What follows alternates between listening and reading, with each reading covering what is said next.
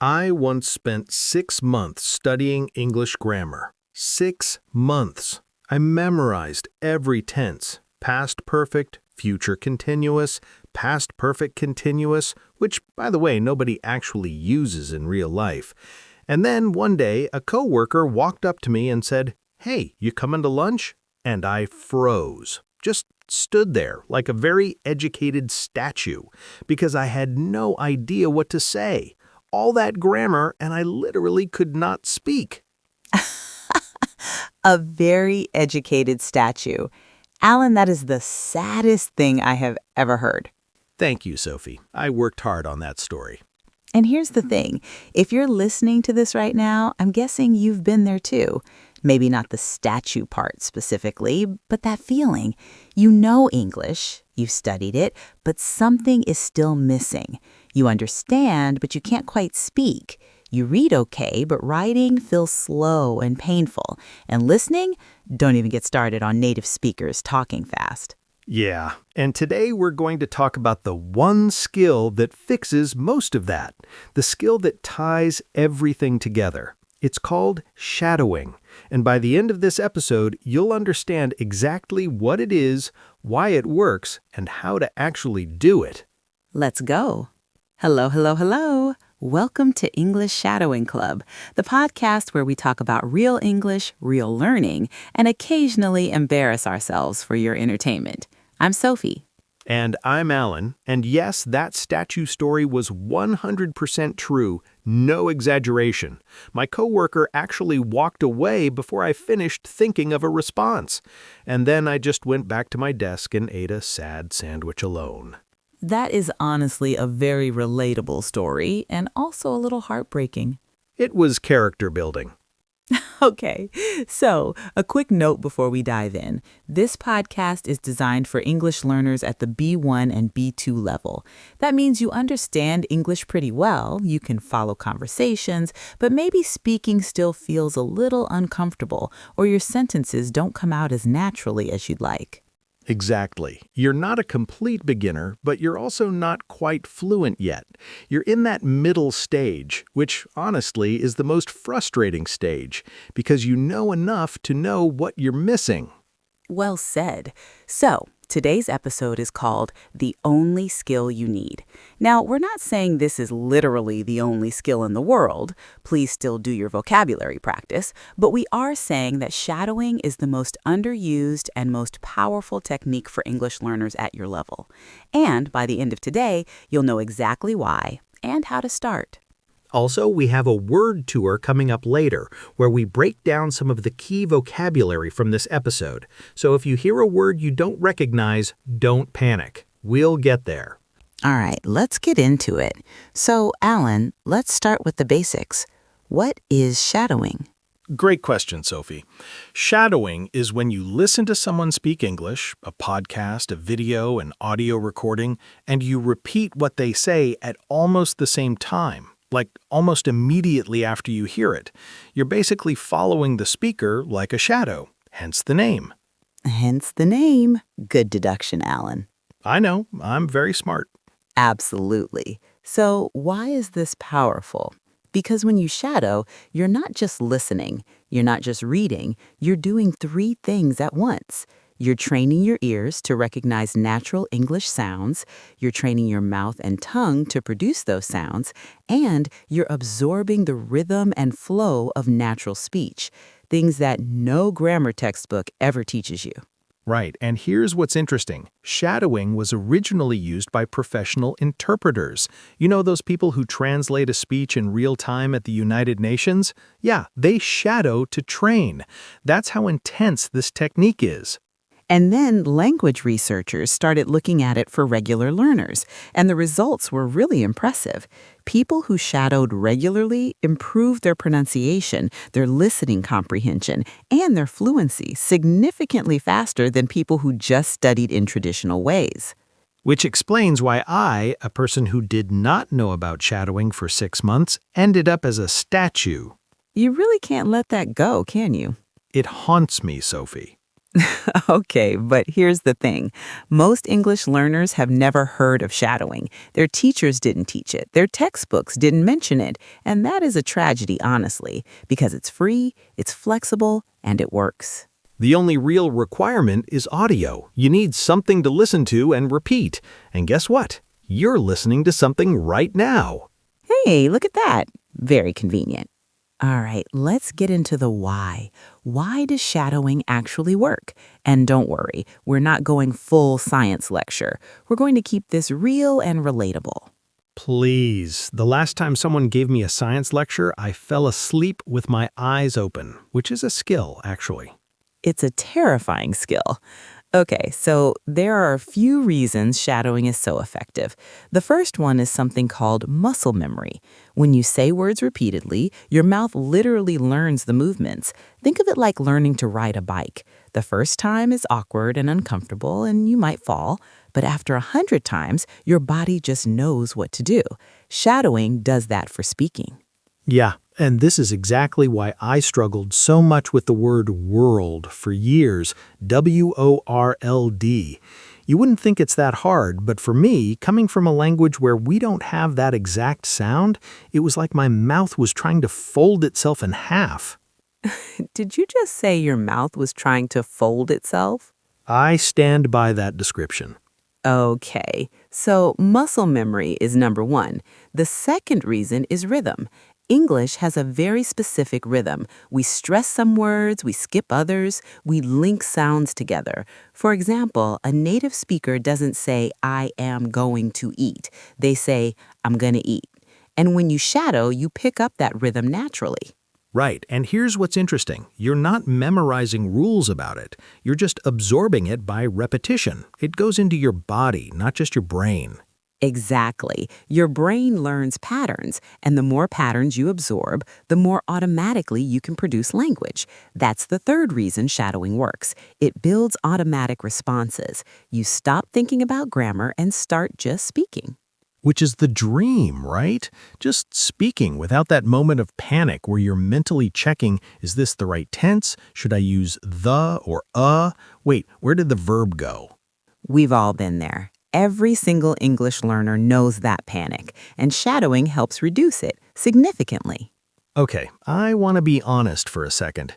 When I first tried shadowing, I felt ridiculous. I was sitting in my room alone, repeating sentences from a podcast into the air.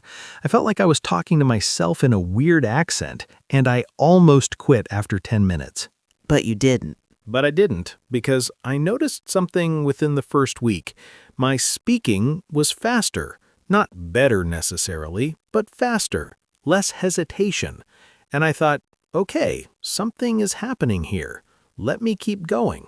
That's the key thing about shadowing. Results come relatively quickly compared to other methods. Most people notice a difference in their confidence and fluency within 2 to 3 weeks of consistent practice.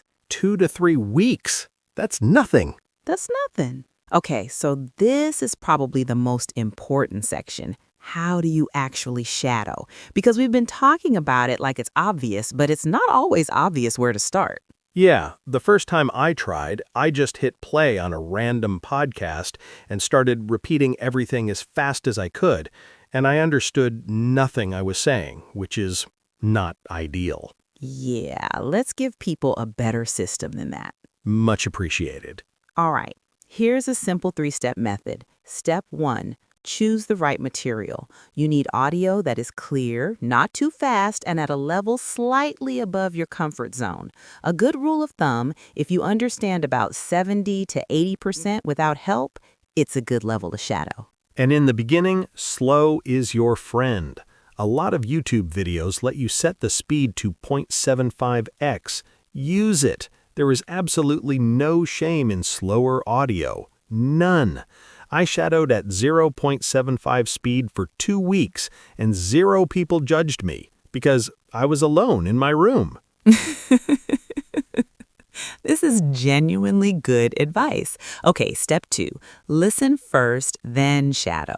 Don't try to shadow the very first time you hear something. Listen once all the way through, get familiar with the words, the melody, the general meaning. Then, on your second listen, shadow. And don't worry about being perfect. The goal is not to sound exactly like a native speaker on day one. The goal is to stretch your comfort zone a little bit every day. Right. Step 3, record yourself. This is the one most people skip because it's uncomfortable. Hearing your own voice is uncomfortable. I know, Alan knows. I deeply know. But recording yourself is how you actually notice your mistakes, is how you track your progress. And honestly, after a few weeks, when you go back and listen to an old recording, you will be genuinely impressed by how much you've improved. I once played an old recording of myself to a friend who also speaks English, and she said, "Wow, you sound so much more natural now." And I was like, "I know, I was horrified by that old me." And she said, "No, I mean, wow, you really couldn't speak back then." And I was like, "Was that a compliment or an insult?" And she just smiled and walked away. That sounds like both. That sounds like both an insult and a compliment situation. I've decided to take it as a compliment. Good call. Okay, to summarize, choose the right material, listen first, then shadow, and record yourself. If you do those 3 things consistently, even just 15 minutes a day, you will see results. Guaranteed. Okay, now we want to talk about the second big idea in today's episode, and it ties directly into shadowing. It's the only English part.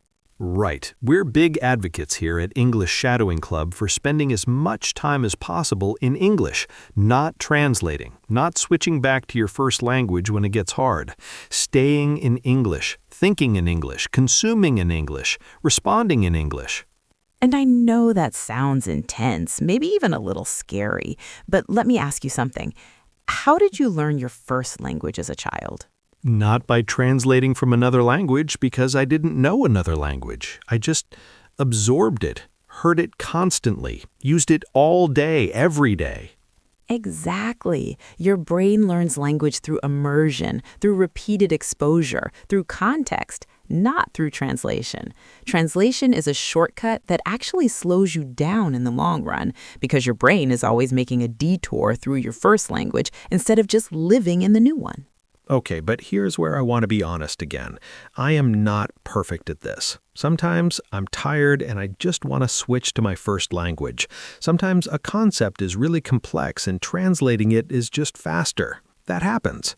That's real. And we're not saying be a robot. We're saying as much as possible, try to think, respond, and engage in English. When you don't know a word, try to describe it in English instead of translating it. When you're watching TV, put on English subtitles, not your native language subtitles. Small choices, every day. That's how immersion builds up. You can't move to an English-speaking country overnight, but you can build a little English-speaking world around yourself wherever you are. Change your phone language to English. Listen to English podcasts on your commute. Watch English YouTube with English subtitles. Read a few paragraphs of something in English before bed. These things add up faster than you think. And shadowing is the most active, most intense version of that immersion, because when you shadow, you're not passively listening. You're physically producing the language. It's like the difference between watching someone exercise and actually exercising yourself. Great analogy. I have my moments. The key takeaway here is immersion and shadowing work together. Shadowing is your intensive training session. Full English immersion is your ongoing conditioning. Together, they make you fluent faster than almost anything else. All right, time for the word tour. This is where we break down 8 words or expressions that came up naturally in our conversation today. We say the word, we explain it, we give you 2 example sentences, and then we ask you to repeat it out loud. Yes, out loud. Right now, even if someone is near you, especially if someone is near you. This is also shadowing, by the way. Very sneaky of us. It's very intentional. Amazing. You just did your first little shadow session right there. How did that feel? Transformative. Stop it. Genuinely, though, repeating out loud is the whole point. If you're listening and not saying anything, you're only getting half the benefit. Before we wrap up, we have 3 reflection questions for you. These are designed to help you connect what we talked about today to your own life. Think about these, or even better, write them down in English. That's itself a form of immersion. All right, that brings us to the end of today's episode of English Shadowing Club. Thank you so much for spending this time with us. Seriously, the fact that you're here, listening, learning, pushing yourself to get better, that matters. We see you. We're rooting for you. And look, here's what I want to say. Becoming fluent in English is not about being perfect. It's not about never making mistakes. It is about showing up consistently, doing the work, and trusting the process, even when it feels slow, even when you feel like a very educated statue in front of your coworker. We're bringing that back. I will never let it go. I know. Okay, if you enjoyed this episode, please subscribe to English Shadowing Club on YouTube. Leave a comment telling us what topic you want us to cover next. And if you have a friend who's learning English, share this episode with them. Seriously, send it right now. Don't wait. It takes 5 seconds and it could genuinely help someone. Also, if you want to shadow this episode, great news! You literally already have the material. Go back to any section and repeat what we say. Start with Sophie because she's clearer, then try me. I'll humble you. He's not wrong, actually. I'm rarely wrong about language things. Grammar things, yes. Language things, no. All right, that's everything from us today. I'm Sophie. And I'm Alan. And this has been English Shadowing Club. Keep listening, keep repeating, keep going. See you in the next episode. And please, if you feel like a statue in front of someone, just say, "Yeah, sounds good." Works in almost every situation. Goodbye, everyone. Bye.